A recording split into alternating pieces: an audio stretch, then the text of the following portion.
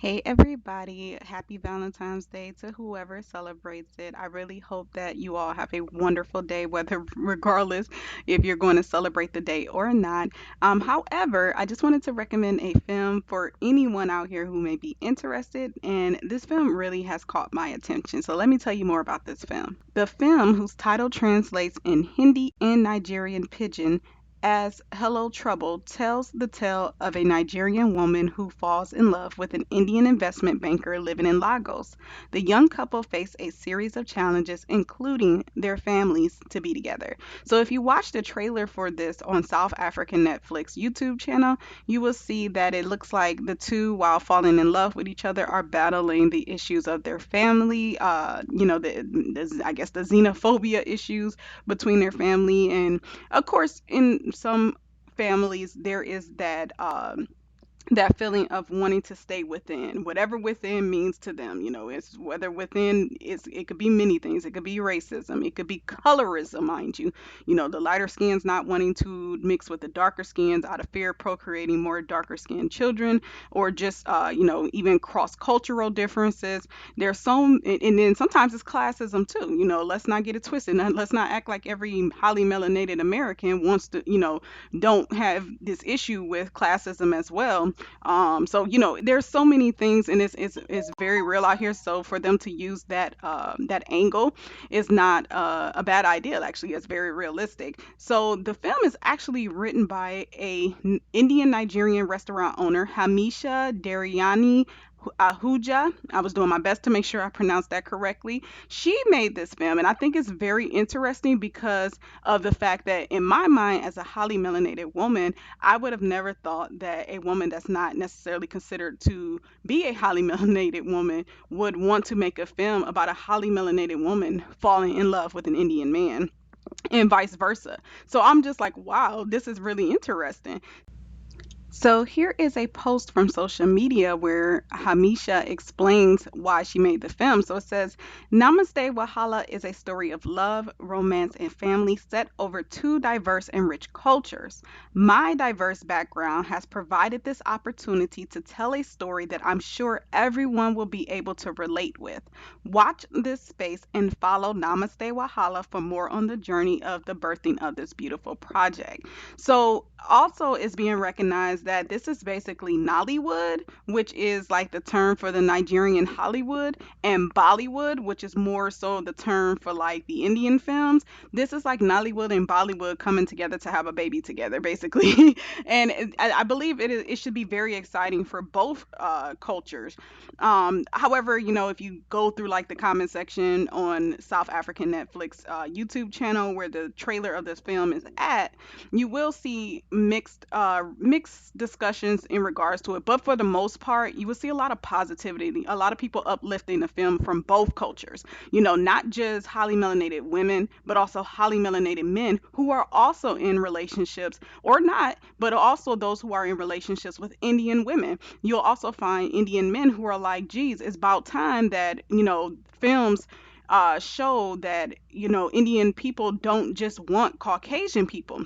And here's the thing, that's no offense to Caucasian people, because you also find in the comment section Caucasian people saying that they're excited to see what's considered to be an interracial film, interracial love story that isn't always just everybody falling in love with a Caucasian person, which I think we can all agree on that. So it's just interesting because my thing is, love comes in many different colors, many different matches, and I love to see the fact that in that comment section there are so many different people supporting this, and not people just saying, oh, they shouldn't be together, this is wrong. And although you have those comments as well, but it's showing a side of things that we don't normally get to see. For me personally, to see something like this, even though I'm not South African, to see something like this is even inspiring for myself as what is considered to be a highly melanated woman.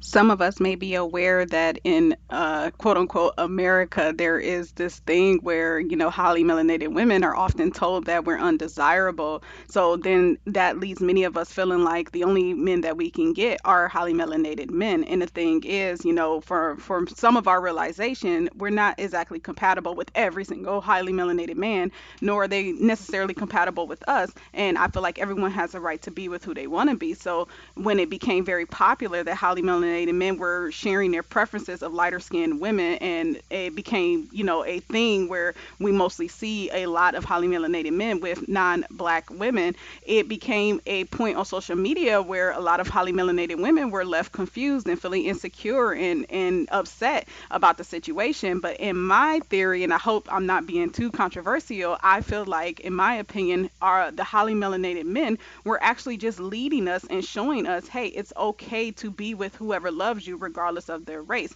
Now, I know that may not have been necessarily the way many of them had, put that point across, but it's just by action. In my opinion, seeing more highly melanated American men date outside of their race led me to the conclusion of, why am I not doing the same? What is so wrong with doing so? So, but I think with highly melanated American women, many of us have been raised to believe, no, not only does no one else want us, but that we are supposed to be race loyal, especially because we do live in a society that is full of not only racism, but systematic racism. So it puts a lot of pre notions, or how can I say it, preconceived ideas in our heads that, we just aren't to venture out. It's just wrong, and we have to be loyal to our brothers, etc., etc. So with all of that being said, I feel like now, here in 2021, not only is some of us highly melanated women, or if not many, are starting to realize love is love regardless of the race of men it come from. It could be from a highly melanated man that looks like us,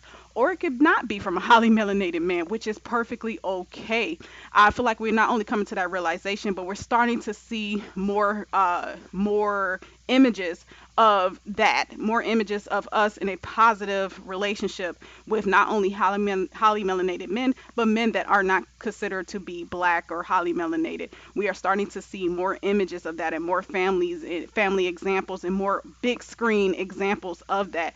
I have to say, like, the last time I saw a healthy portrayal of something that seemed very realistic when it comes to what is considered to be an interracial relationship was in the film Something New, starring Sinai Langton and Simon Baker. And y'all, I love that film, okay? In my mind, that is me and the actor Travis Fimmel, but listen, that's a whole nother topic for a whole nother time. However, once again, this was Hollywood showing us highly melanated person with a Caucasian man, which I see nothing wrong with that, because there's so many real life examples of either scenario. But to see something like Namaste Wahala, where it's not only a highly melanated woman, and regardless if she's South African or not, I feel like any highly melanated woman can relate. But not only them, we're also seeing that highly melanated men who are in what is considered to be a blendian relationship is also able to relate.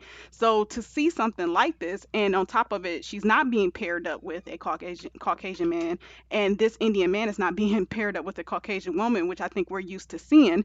They're being paired up with each other. It's again another awakening for highly melanated, specifically highly melanated women, American women, that the options are limitless out here, and that we can find ourselves in a healthy relationship that we desire, and that we are desirable, and that, any race of men can love us. So, with all of that being said, shout out to the writer of this film, the creator of this film, Hamisha, for doing the darn thing and for pairing these two together on the big screen. I really hope that this film finds everyone well. Listen, it's just one of the many examples, so I really hope that no one takes offense to the film, but time will tell. And again, the film is being released today on Netflix. So if you're able to check it out, because I don't personally have Netflix, if you're able to check it out, come back and let me know what you think about it in the comment section. I'll talk to y'all soon. Enjoy your day. Peace.